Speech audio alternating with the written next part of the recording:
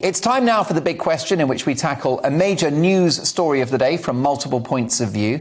The popular motoring website and magazine Auto Express report that the green credentials of electric cars may not be all they're cracked up to be.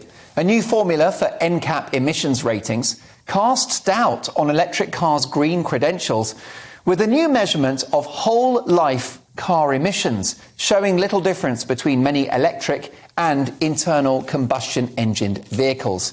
However, on the flip side, The Guardian report that driving an electric car for a year costs almost £600 less than its petrol equivalent after fuel prices surged more than electricity costs as a result of turmoil in the global energy markets.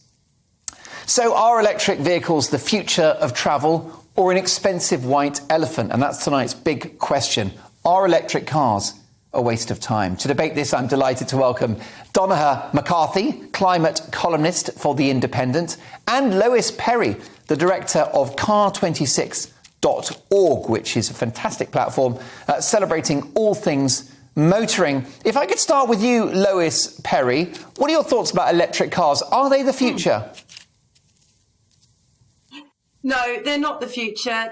All they are designed to do is to disenfranchise normal people and to try and limit normal working class people's ability to actually travel and get around. Electric cars are not greener, even if you believe that CO2 is affecting climate change, which I don't and my organisation doesn't.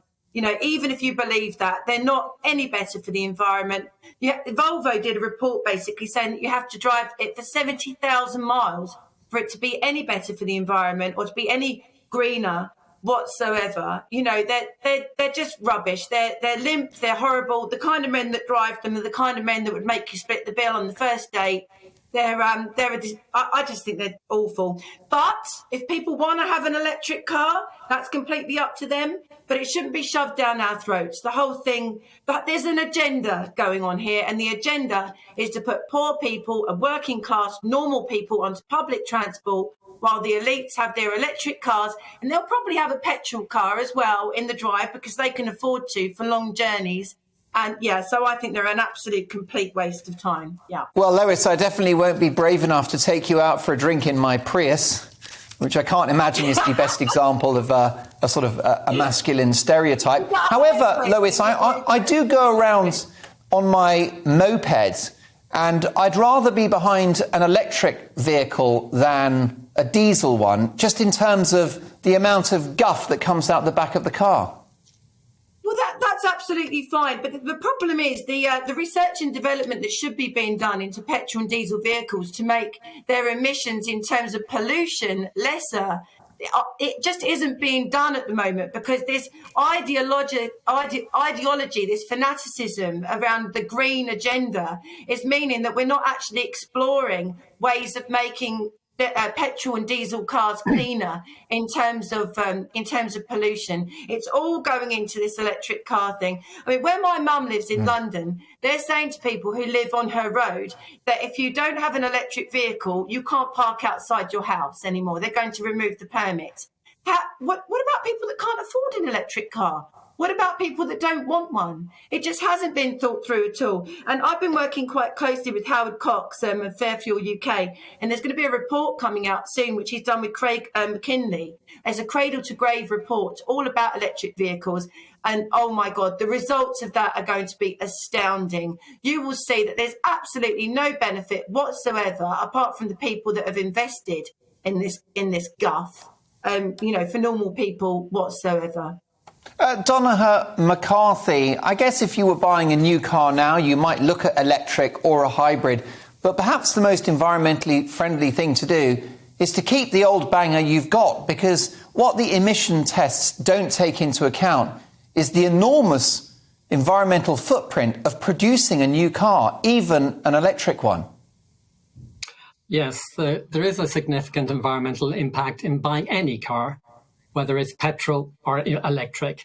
And we actually, to take care of the environment and people's health, we need to move away from car ownership and driving for the 70% of journeys in cities that are under 5 miles. We need to reduce the pollution in poor people, working class people. Most of the poorest people in our cities don't have cars. And the idea that they're paying with their lives for this car culture that Lois represents is tragic. And so what we need to do is, for those vehicles that are essential, we need to move for electric, such as delivery vehicles and people in rural areas. And in cities, we need to move towards public transport, cycling and walking to protect the health of working class people and to ensure the roads aren't clogged up. So working class people can get to work on their buses without being clogged up by cars, by the selfish minority in London who drive to work. 5% of people in London drive to work by car, and they clog up the roads for everybody else, and we need to move away from them. So, Donnachadh, you're saying that my viewers can keep their old banger and not have to sort of remortgage their house just to buy an electric vehicle? No, the idea you have to mortgage your car is incorrect. Auto Express itself has said that now the running costs for lifetime of an electric vehicle is lower than a petrol vehicle. As regards as it not being a thing of the future, twice as many Lois, can you not interrupt Donnachadh? Stay at your red lights. I'll give you a moment. Carry on, Donnachadh. Sorry, twice as many electric vehicles were sold in March this year than petrol vehicles. Drivers are beginning to move with their feet because they know they need to take action on both for their pocket and for their pollution and for climate. And so that's what's happening. It is going to be for the future, but ideally in cities, it's not the perfect answer. Lois Perry, you've got right of way. Sorry about that. I just get very passionate about it. I apologise about that, Mark. No, it's all good. Basically, that is, that is nonsense. And he's just admitted that he doesn't want people in cars. Full stop. Now, tell that to the single mother who's going to the shop with their kids in the back of the car. Tell her to get on a bicycle. Tell a disabled person that they can't have their car. Tell normal people that they have to walk everywhere and that they can't go on long trips. Tell them that they have to stay at home and it's only essential vehicles like their Amazon deliveries. It's not on at all. And to say that electric vehicles are cheaper in the long run is rubbish, because you can't resell on an electric vehicle, because after 10 years, the battery's kaput and you have to get a new battery. What about young people as well? What about the £500 vehicle that a teenager can buy to get him and his mates to go to Glastonbury? When's that going to happen? We are disenfranchising absolutely everybody, and it's completely and utterly unfair. I'm doing a big conference, actually, the Delling Pod Live on the 29th of April in London.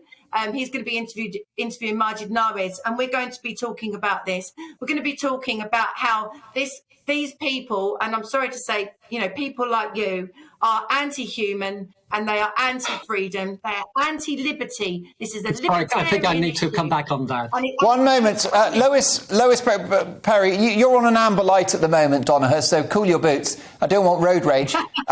The bottom line, Lois Perry, is this sounds to me, taking people's cars away is communism by the back door. That's what I think. I think they want us all at home being good girls and boys, staring at our screens on universal basic income, not able to go anywhere. What about White Van Man? Is he going to be allowed to have a vehicle? Who's going to be allowed? Who's going to make the decision about whether somebody should have a car or not? It's disgusting. It's a libertarian issue, 100%. And that's what I'm fighting for. I'm fighting for people to have the freedom of choice. Donnachadh, this is communism by the back door, isn't it? State control and collectivism. Let's be serious here. The idea that you call somebody who's actually calling for healthier streets, freer streets for working class people to get to work so they're not plugged up by selfish people in cars is anti-human. It's really unfortunate use of language. I am talking about the 30,000 people every year poisoned by car pollution, the 30,000 people who die from inactivity diseases, the 80 to 90% of kids who are afraid to cycle to school because of this car culture. What we need to do is create beautiful cities where people can walk and cycle and go by public transport, not plugged up by selfish drivers, and restore freedom to our kids. It's Donnachadh, what if working class people watching this show, hard-working Brits, want to own a car? You seem to speak on their behalf. Exactly. Did I say in any of my conversation to ban cars? I actually said that what we need to do is to encourage, and what we need to do that is to encourage public transport, provision of cycling and safer streets, so kids and parents can go to school without plugging them up for and the point of white van man is important. The people who own electric vans and electric taxis, as in this middle of this energy crisis, are actually really excited because they are not being squeezed by the oil barons. Because the cost of running an electric cab and electric van has reduced so much compared to the soaring costs of petrol that they are very positive. I was in a black cab last week, an electric black cab, and the driver was saying, thank goodness I've got an electric vehicle rather than an old-fashioned, dirty petrol cab. Sounds like a brainwashed nutter to me. Let's crack on with this, because it's obviously an issue which has caused a major debate in the country, as demonstrated on this very programme just a few weeks ago. Take a look. You could lease a Tesla for about £230 a month. And oh, save most of that what in planet are you living on? A Tesla? You will save most of it on your fuel bill. Believe me, you'll be quids in. I actually checked out how much a Tesla was about 2 weeks ago, and it's about £550 a month. Point proven, you're completely deluded. It's double the price of what you think. But of course... you look on the Tesla website, and you will find you can lease Tesla cars for £230 a month. That's good news. That's great news. With what? A £15,000 deposit? How many people do you think could afford that? Stop! This is ludicrous. You don't need them in London at all. In London, you can use public transport. Blue, and they're telling me it's multicoloured. Stop it! This is nonsense. I'm so sorry. Rebecca Jane, I tell you what, go on, Mark, Edwina. I issue a challenge to that wonderful young woman. Come and stay with me for a few days in the Peak District. I'll show you how it's done. And you'll go back with your mind transformed. I would love we're both coming to stay with you. Explosive stuff. Well, of course, those two protagonists are with us tonight on the panel, Rebecca Jane and Edwina Currie. And still with us, Donoghue McCarthy and Lois Perry and Mike Porky Parry. Edwina, do you feel vindicated by this debate? I feel anti-human. My goodness me. I'm on my second Tesla. My second. We were early adopters. My husband was a senior police officer and loved driving. And we got a Tesla. We swapped his Porsche for a Tesla, second-hand Porsche for a Tesla, back in 2017. And I've just swapped it for a newer version. Now, the point is, it's charging up at home. And it's charging in this country, our electricity is mainly green. And so all the stuff about how it's not green is a load of absolute nonsense, complete nonsense. And it's going to cost probably about £7 tonight to charge up, compared with, wait for it, how many? 70 quid or whatever to fill up an ordinary car. And that's how you save your money. That's how you save your money. And if you're driving an electric car, you drive past the petrol stations right now and try not to look smug. Incidentally, she still hasn't been, so she's not ready to learn, is she? I said I was coming and the producers didn't set it up. Let me tell you that I had a meeting with my brilliant executive producer, James Gibson, and we've got the cameraman ready. And if you're both up for the challenge, I would like to invite you, Rebecca Jane, to spend some time is it Derbyshire? It is. Beautiful rural Derbyshire with Edwina Currie. And Edwina will show you her futuristic Tesla. Do you accept the challenge, Rebecca Jane? Am I still invited? Will you accept this time and actually come? I accept. It's done. It's a done deal. James, did you get that? There you go. Load up the... I think you might go up in a diesel. It's a bit ironic. But Can I just add one more thing, Mark? It's a great debate, actually, yes. The modern electric cars are absolutely terrific. They're wonderful. I mean, Tesla has become a worldwide brand, and Elon Musk is God knows how many times a billionaire, because what he's designed is a superb car.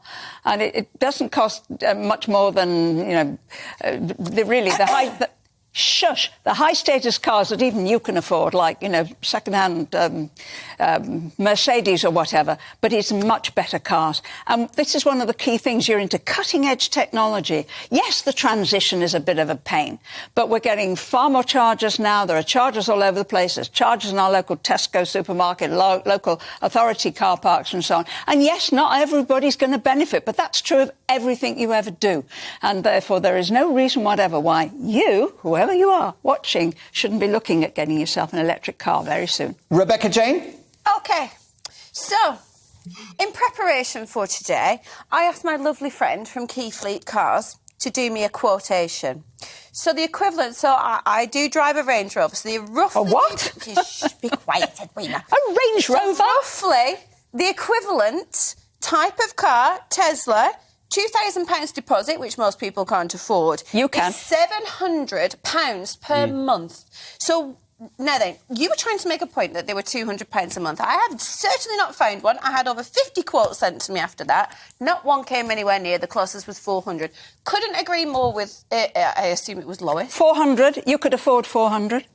But the point is, as well, is that you're going on about how, fuel prices and all the rest of it. You will save £400. Hang on a second. You will save £400 a month. When the electricity has now gone through the roof.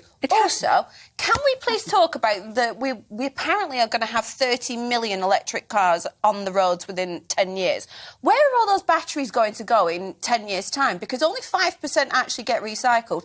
This is complete and utter nonsense. And your average working class person or a mother with children does not want to be battling with public transport, especially, you can talk about all your cities and all the rest of it, but if you want to try and make this a national thing, you need to address the system for the countryside and for people who don't just live in a city. Because I'll tell you in the countryside. Our public transport system is absolute... Yes, but you also drive a Tesla, Edwina. Exactly. Which not very many people could do. I also had Mark pull up a quotation for a Nissan Leaf, which was an entry-level electric car, and that's 350 quid a month. You might as well have a Tesla. Once I've been to the you might as well have a Tesla. To come I will defend Edwina and say that the price of electric vehicles is coming down. And as The Guardian point out, it's 600 quid a year cheaper now to actually fuel your electric car rather than a petrol or diesel alternative. So perhaps now it's a challenge, but in a few years' time, surely we'll all be going electric. In fact, Mike Parry, you'll probably buy an electric Mercedes. You're a Mercedes man, aren't you? Jaguar, actually. But I would never buy an electric car for a number of reasons. Firstly, these batteries are made from cobalt, and cobalt is mined in the Republic of the Congo, Democratic Republic of the Congo, where children almost into slave labour have to go down mines and get it. Doesn't anybody have a conscience about this? And in Australia. Yes, and Australia. Don't we also know as well that because of these massive batteries in electric cars, they are much heavier than a normal car? So one of the panellists here was talking about pollution in the air. Electric cars throw out much more pollution because the tyres on an electric car disintegrate very, very quickly because of the weight of the car. They do, Edwina. I drive one. Well, you can't see the pollution. It's so fine, the particles. But it is a proven scientific fact. And the third one is, there's a broadcaster in this country called Mr. Ian Dale, sometimes of this parish. Did you read his piece about trying to get from Norfolk to London in a journey that would have taken 3.5 hours, took 11 hours? Why? There were no charging points. And if in the end we all end up driving electric cars, 30 million electric cars, the country will close down. We don't have enough electricity in this country at the moment to even run railways. So if everybody's driving an electric car, the country will close down. We'd have to build 10 nuclear power stations to provide enough electricity for people to run electric cars if there's 30 million of them. It's all about opinions, and we will have this out in rural Derbyshire. A very generous invitation from Edwina Curry to Rebecca Jane to actually have an experience in a Tesla to see whether the numbers add up. My sincere thanks to Donncha McCarthy, climate columnist at The Independent. Thank you, Donncha. Good to see you again. And a good friend of this show, Lois Perry, the director of car26.org.